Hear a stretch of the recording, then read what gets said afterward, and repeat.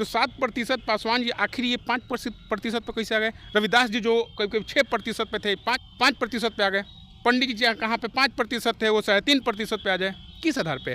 और जादव जी ऐसा क्या हुआ कि अचानक 4% भाग गए, किस आधार पे? आप और किस फेक डाटा पे बात कर रहे हैं? आप लोग एक समान मानते हैं, पंडित जी हैं आप। हम एक अच्छा ये बताइए, हम लोग एक समान क्यों नहीं मानते, ये बताइए। मंदिरों में तो सबसे ज्यादा आप ही लोग बैठे हुए, कौ SC ST OBC का पुजारी है, सच बताइए। हम जानते हैं, ये बात आप पूछेंगे। सरकार किसका है वहाँ पे? बीजेडी किसका सरकार है? किसका बात करता है बीजेडी? सरकार की बात नहीं है, सरकार की बात नहीं है, मानसिकता की बात। नहीं, यहाँ पे मंदिर में घुसना सरकार तय करती है। नहीं, ये राजनीति है कि एक पढ़ा लिखा ओबीसी का यादव समाज का लड़का मुख्यमंत्री बनेगा। वो तो एक ही बात बोलते हैं कि हमार बबुआ एजू के मुख्यमंत्री बनी हन। नमस्कार, मेरा नाम हरेंद्र बसंत है और आप देखना शुरू कर चुके हैं जनतंत्र खबर। बिहार राज्य सरकार के द्वारा जातिगत जनगणना का डाटा पब्लिक कर दिया गया है।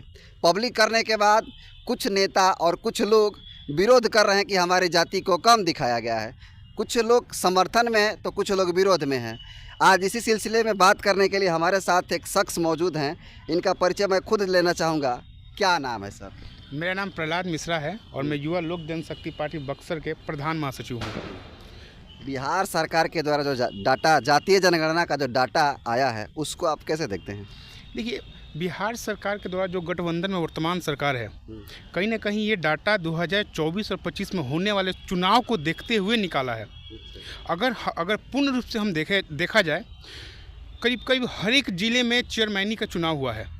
अगर वाकई में सरकार को ये जो 500 करोड़ रुपये खर्च किया है, अगर वहाँ से जो वार्ड मेंबर हैं, जो चेयरमैन है, अगर उनसे अगर निकाला जाए एग्जैक्ट डाटा, तो हर एक ज़िले का एक एक बच्चे का डाटा निकल जाएगा।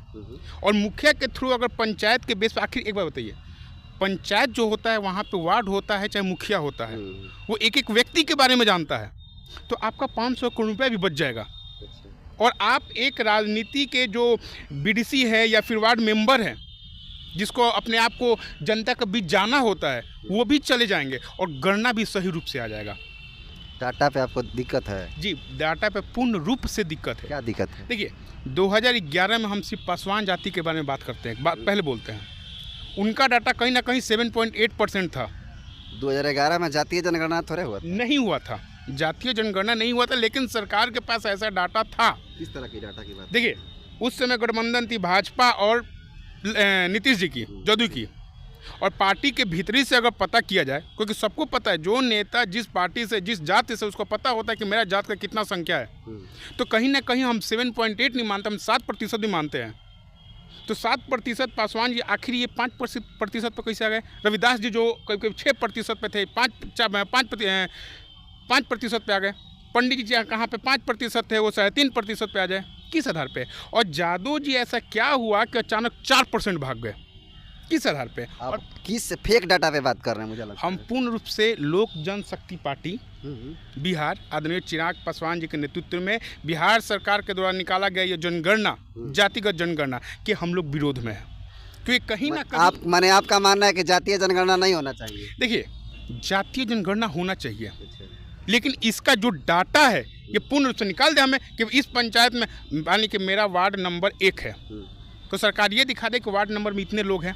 तो सरकार के पास ही तो डाटा गाँव और पंचायतें से करके राज्य में बना है जी। हम एक जननिधि है, जनप्रतिनिधि है, मेरे घर कोई नहीं आया है, हम तो सरकार के ऊपर केस ठोकेंगे कि जब मेरे घर कोई आया नहीं, मेरे घर 6 लोग हैं कि 5 लोग हैं कि 4 लोग हैं, हमको कैसे पता है कोई कौन सा डाटा किसका घर गया है? सरकार आपके घर के बगल में इधर उधर बैठ करके किया होगा, लोग आपको पता नहीं है शायद। ऐसा नहीं होता है। अच्छा। ऐसा नहीं होता है। मेरे घर में मान लीजिए कि मेरी बहन है, मेरी बहन का शादी हो गया दूसरे के यहाँ, तो वो तो सोचेगा कि मेरे घर में 6 मेंबर है ना, लेकिन जहाँ पे जाएगी वहाँ पे दो मेंबर बढ़ गया, उसके हस्बैंड और मेरी बहन, तो वहाँ पे तो 1 मेंबर बढ़ गया ना, उसके तो पड़ोसी क्या जानेंगे? तो अगर इसको देखा जाए ऊपर से, बिहार में मान लीजिए कि बक्सर में 14 लाख जनसंख्या है, करीब करीब माना जाए तो 50,000 से 1 लाख बाहर है, उनका जनसंख्या कौन बताएगा? कौन बताएगा?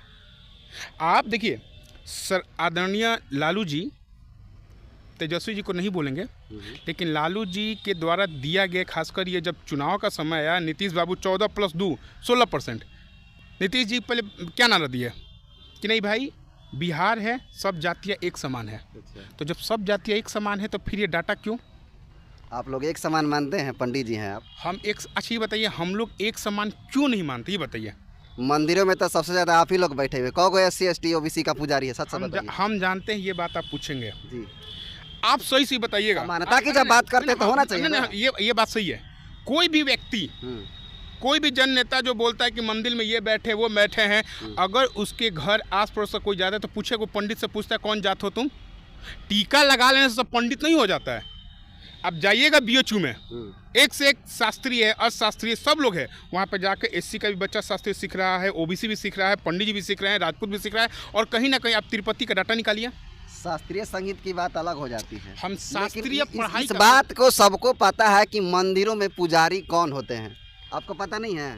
मंदिर अच्छे होते हैं। हनुमान मंदिर जाइएगा ना पटना, अब जाते आप पता करिएगा, वहाँ में से 10 गो में से 6 जो हैं वो OBC और दलित के हैं। पूरे देश में इसका डाटा कितना % है? SC ST OBC कितने हैं मंदिरों में? अच्छा, ये भी डिपेंड करता है कौन सा मंदिर, गांव का मंदिर, घर का मंदिर, या पूर्ण रूप से अयोध्या हो गया, या फिर तिरुपति बाला में जाएगा 350 पंडित तो दलित हैं। अब बताइए, हम आपको डाटा आप निकाल के देखिए, अगर नहीं होगा तो बताइएगा। हम चैलेंज ठोक के बोलते हैं, हम डाटा देंगे कि 350 पंडित दलित है। अब बताइए, ठीक देखिए दिक्कत क्या है कि मुसलमान भाई टोपी लगाता है तो सब जानते अरे भाई मुसलमान है, लेकिन एक दिक्कत ये है कि गलती से कोई टीका लगा लिया, सब श्रेणी में डाल देंगे कि पंडित है, क्योंकि एग्जैक्ट वो है हिंदू सब। अच्छा, मंदिर में बैठल मन टीका मले पंडित हुई हन, जाति नहीं पूछता है, वो जरूर पंडित हुई हन। पंडित को बदनाम कर देना है, पंडित को बदनाम कर देना है। अभी यही परंपरा चला कि अच्छा ये बताइए, 3% पंडित है, जिनमें से मान के चलिए कि हम 55-45 का रेशियो मानते हैं महिला पुरुष में। महिला तो राजनीति में नहीं है, वो तो मंदिर में नहीं बैठी रहती है। इसमें से मान के मंदिर में तो घुसना ही नहीं देते हैं आप लोग औरतों को। कहाँ पे, ये बताइए कौन से मंदिर में? अभी जो राष्ट्रपति वाला मैटर आप जानते होंगे, द्रौपदी मुर्मू जी को मंदिर में नहीं घुसने दिया गया, क्या कहिएगा? ये बताइए, सरकार किसका है वहाँ पे? BJD किसका सरकार है? किसका बात करता है BJD? सरकार की बात नहीं है, सरकार की बात नहीं है, मानसिकता की बात। नहीं, यहाँ पे मंदिर में घुसना सरकार तय करती है। नहीं, ये राजनीति है। ये कांग्रेस के द्वारा एक भ्रम फैलाया गया है, एक भ्रम फैलाया गया है। एक बार बताइए, कोई भी अगर आप हैं, आपको हमसे मिलना, तब हमको फ़ोन किए ना, फ़ोन किए फिर हम मिले। अगर माननीय राष्ट्रपति जी वहाँ पे जा रही हैं तो सबसे पहले कौन जाता है? सिक्योरिटी गार्ड जाता है, वहाँ के मुख्यमंत्री से परमिशन लिया जाता है, मुख्यमंत्री सीधे जाता है, कोई भी मंदिर हो, वहाँ के जो मेन पुजारी उससे पूछेगा। जब तक पूछेगा ही नहीं, जब सब कुछ होगा ही नहीं, तो तो राष्ट्रपति जी गई कैसे? साथ में रहने वाले व्यक्ति जा सकते हैं? ऐसा नहीं है, ऐसा नहीं है। ये जो वीडियो नहीं देखे हैं आप? हम वीडियो देखे हैं तो? उस समय हम नहीं जानते क्या राजनीति हुआ, क्या नहीं राजनीति हुआ। हो सकता है कि राष्ट्रपति जी के मन में हो कि नहीं भाई हम नहीं जाना चाह रहे हो, महिला है, बहुत सारी चीज़ हो सकता है। अच्छा, ये आरोप लगाया जा रहा है और सच्चाई भी है कि जो आप 15% वाले लोग हैं, जिसको स्वर्ण आसान भाषा में कहा जाता है कि उनके पास जितने भी सारे संसाधन हैं सब इन्हीं लोगों के पास है, बाकी 85% वालों के पास कम है। और ये सच्चाई भी है, इस पे क्या कहिएगा? सारे संसाधन पे आप ही लोग का राज चल रहा है। देखिए, 2% भुनिहार जी है। एक डाटा हम भी आजकल बहुत मीडिया पर सोच रहा है कि 2% भुनिहार के पास 38% ज़मीन है, ठीक है। पंडित जी के पास 16%, बाबू साहब के पास 17%। हमें एक बात बताइए, जो हम पढ़ाई लिखाई के बारे में बोल रहे हैं, OBC भी पढ़ रहा है, SC भी पढ़ रहा है, ST भी पढ़ रहा है। अभी स्थिति वर्तमान ये है कि OBC से ज़्यादा बढ़िया बेहतर लाइफ स्टाइल SC जी रहा है। क्या बात कर रहे हैं आप डाटा निकाल लीजिए, कितना परसेंटेज गांव में जाकर चल के देखिए। हम कर रहे जो 14, ये जो OBC का अपना डाटा 63% निकाले है ना, अभी वर्तमान में 63% OBC दिखा रहे हैं। एक बार आप डाटा निकालिए उनका और SC का लगभग 20% का अप्रोक्स हटे। वो बात नहीं बोल रहे हैं हम, लाइफ ऑफ स्टाइल बोल रहे हैं, जीने का तरीका के बात, जीने का तरीके का बात कर रहे हैं। आपको लग रहा है कि SC समाज OBC से बढ़िया जीवन जी रहा है? बहुत बढ़िया जीवन जी रहा है। क्यों इस तरह की बात कर रहे हैं? इसलिए बोल रहे हैं क्योंकि उनको पता है कि शिक्षा ही सब कुछ है। आप अगर JNU में जाइए, आप कहीं भी बड़े बड़े इंस्टीट्यूट में जाइए, बड़े बड़े पद पे जाइएगा, वहाँ पे OBC से कम ज़्यादा, SC के ज़्यादा में। ST तो खैर उनका विकास हुआ ही नहीं है। 33 साल से है ना बिहार में, 33 साल से यहाँ पे तो कोई ब्राह्मण नहीं था, कोई राजपूत नहीं था, कोई भुनिहार नहीं था, कोई कायस्थ नहीं था, कोई शेख नहीं था, कोई पठान नहीं था, कोई खान मुख्यमंत्री नहीं बना है। तब कहीं SC SC रह गया, ST ST रह गया और OBC OBC रह गए। तब पाए हुआ। एससी भी तो मुख्यमंत्री बने थे एक बार। हम क्या नहीं समझे बात को, हम्म, हम एससी हैं, मेरा समाज है कि हम 1% वालों को ये पता है कि एससी मेरा 1% है, तो हम पहले उनका विकास करेंगे ना, हम विकास करेंगे ना। अगर मान लीजिए कि कुर्ता पहने हैं हम, आज ये गंदा है तो कम से कम 3 दिन बाद खुद से रगड़ें तो साफ हो जाएगा।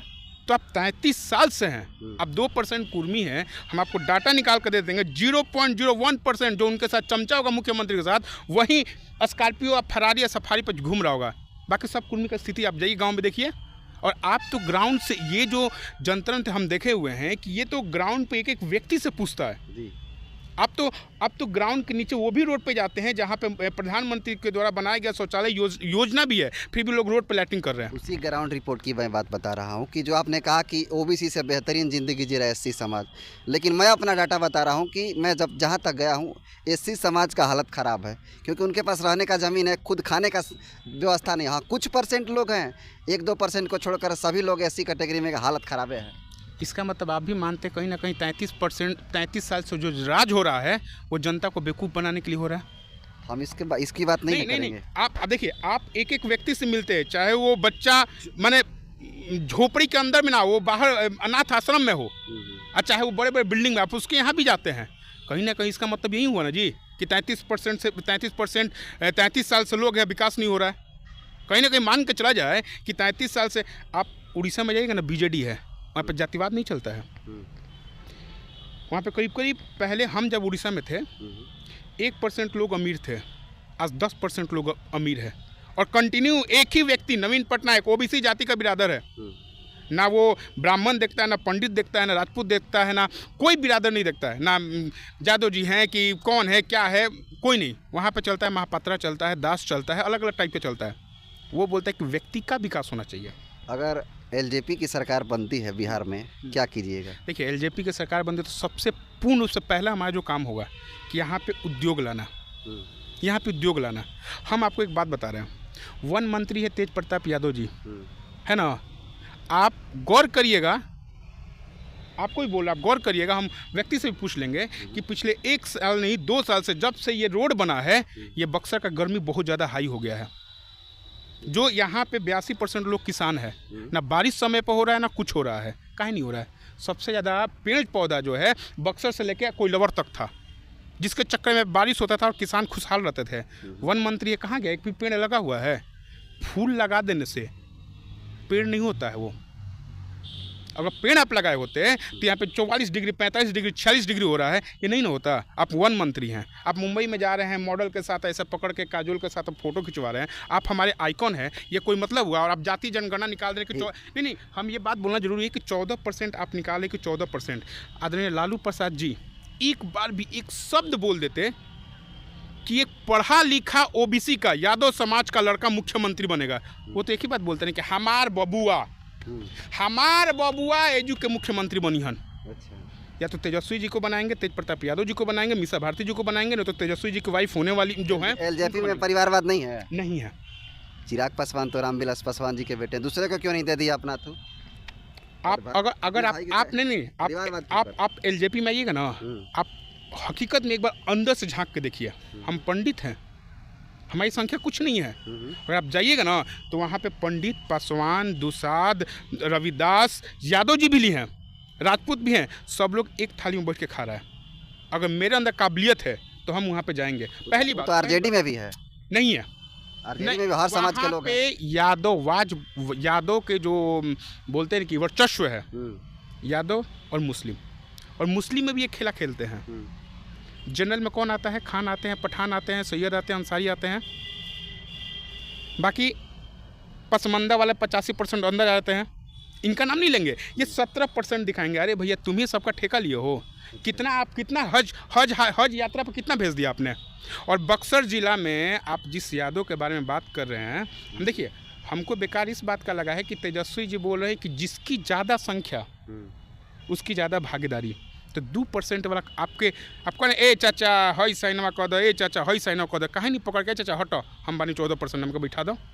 अच्छा, एक सवाल जो है लोग सोशल मीडिया पे पूछ रहे हैं कि यादव 14% है, लेकिन मुस्लिम जो है 17% है। फिर भी देश का क्या बोलते हैं, राज्य का मुख्यमंत्री कभी मुस्लिम नहीं बना है और ये लोग इसका यूज करते हैं, जनसंख्या ज़्यादा होने के बाद ही मुस्लिम हो। इस पर क्या है राय आप? कहीं ना कहीं चाचा भतीजा मिल के मुस्लिम भाइयों को कहीं ना कहीं बेवकूफ़ बनाने का काम कर रहे हैं। ऐसे मुस्लिम को नहीं, हिंदू को भी तोड़ रहे हैं। 82-17 का आंकड़ा है। कहाँ है? यहाँ पे बुद्धिस्ट नहीं है। बिहार का धरती किसका है? सम्राट अशोक का धरती है। कितने परसेंट है बुद्धिस्ट? 1 लाख 0.01%। किसका देन है? 1% भी नहीं है बुद्धिस्ट। आप बोले ना कि ब्राह्मण सब कुछ करा रहा है, ब्राह्मणवाद मंदिर में नहीं घुसने दे रहा है। तो 33 साल से मुख्यमंत्री कौन है? नीतीश जी हैं, लालू जी हैं, राबड़ी जी हैं, जितना माझी हैं। तब बुद्धिस्ट का नहीं बढ़ा। आपको लग रहा है नियम कानून बनाना चाहिए ओबीसी और एसटी के लिए, मंदिर के लिए? नहीं, मेरा कहने का मतलब कि आप दिखा रहे हैं कि 82%, 82.5% अगर हिंदू हैं, 17% अगर मुस्लिम हैं, तो जब यहाँ पे बुद्धिस्ट थे तो आखिर इतना संख्या कम काहे हो गया? जैन थे तो संख्या कम काहे हो गया? तब किसको खुश करना चाहिए? जो अंबेडकर के विचारधारा को जो लोग मान रहे हैं, आप उसके बारे में तो बात ही नहीं किए। बात करिए ना। आप सिर्फ निकाल दीजिएगा कि ये अंबेडकर यात्रा जी निकाल रहे हैं तो हम काशीराम जी का यात्रा निकाल रहे हैं, सबका यात्रा। आप पब्लिक को बेवकूफ़ बनाने के लिए आरजेडी भीम चर्चा नहीं करवा रही है। आरजेडी भीम चर्चा चला रही है।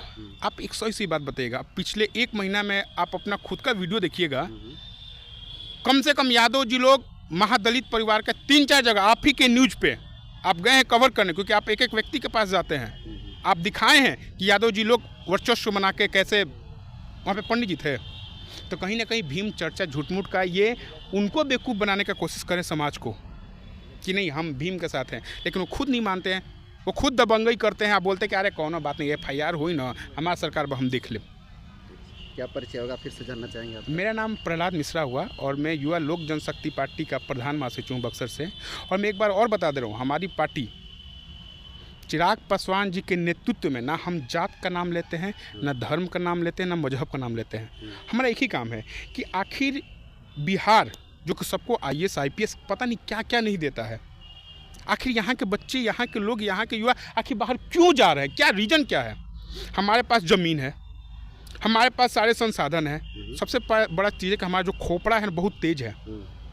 हम यूपी बिहार के जो दो राज्यों का जो खोपड़ा है ना, खासकर लोग युवाओं का बहुत तेज है। आप मानिए ना मानिए, इनको पता है कैसे कहीं भी सर्वाइव कर जाना है। हम बाहर जाके हम लोग वर्चस्व बनाते हैं। आखिर यहाँ पे उद्योग धंधा काहे नहीं खुल रहा है? तो हमारा यही नीति है कि अगर लोक जनशक्ति पार्टी आती है तो पहले बाहर से जितने भी व्यक्ति गए यहाँ पे बुला के और युवाओं के लिए एक बेहतर बिहार देने का काम करेंगे हम। तो ये प्रहलाद मिश्रा जी थे जिन्होंने जातिगत जनगणना और अन्य सारे मुद्दे पे बात किया। बाकी इनका विचारधारा जातिगत जनगणना को लेकर क्या है, कमेंट करके ज़रूर बताइए। अगर ये वीडियो यूट्यूब चैनल पर देख रहे हैं तो चैनल को सब्सक्राइब कीजिएगा और फेसबुक पेज पे देख रहे हैं तो पेज को फॉलो करिएगा। बहुत बहुत धन्यवाद।